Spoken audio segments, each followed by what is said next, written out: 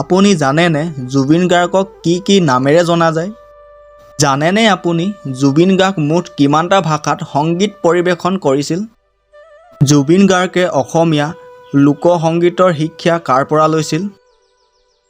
জুবিন গাৰ্গক কি নামেৰে জনা যায়? আপোনাৰ অপশ্যন সাৰ্থক, গল্ডী, লুইত কণ্ঠ আৰু ইয়াত থকা গোটেইকেইটা।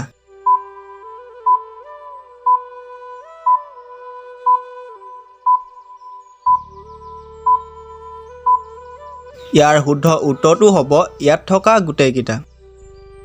জুবিন গাৰ্গে মুঠ কিমানটা ভাষাত সংগীত পৰিৱেশন কৰিছিল? আপোনাৰ অপশ্যন 30টা, 35টা, 40টা আৰু 15টা।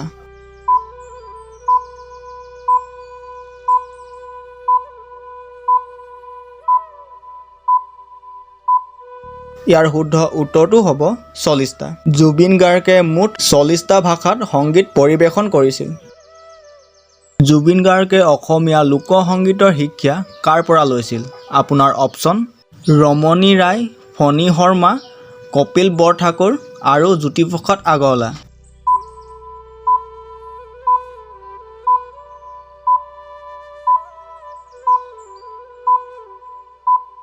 ইয়াৰ শুদ্ধ উত্তৰটো জনাৰ আগত এতিয়ালৈকে যদি মোৰ চেনেলটো ছাবস্ক্ৰাইব কৰা নাই তেনেহ'লে ছাবস্ক্ৰাইবটো কৰি লওক। ইয়াৰ শুদ্ধ উত্তৰটো হ'ব ৰমণী ৰায়। অনামিকা এলবামটো কিমান চনত মুক্তি লাভ পাইছিল? আপোনাৰ অপশ্যন 1992 চন, 1980 চন, 1993 চন আৰু 1972 চন।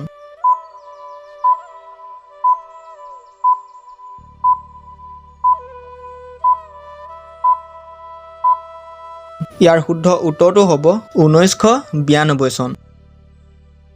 কোনটো এলবাম যোগেদি জুবিন গাৰ্গ সাংস্কৃতিক জগতত খোজ পেলাইছিল? আপোনাৰ অপশ্যন মায়া, অনামিকা, তুমি মোৰ মাথো মোৰ আৰু হিয়ামন।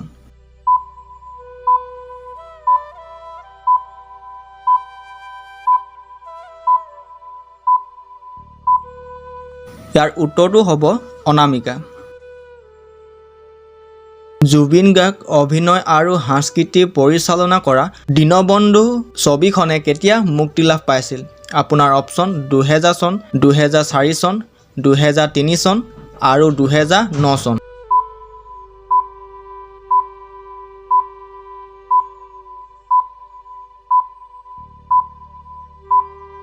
ইয়াৰ শুদ্ধ উত্তৰটো হ'ব 2004 চন।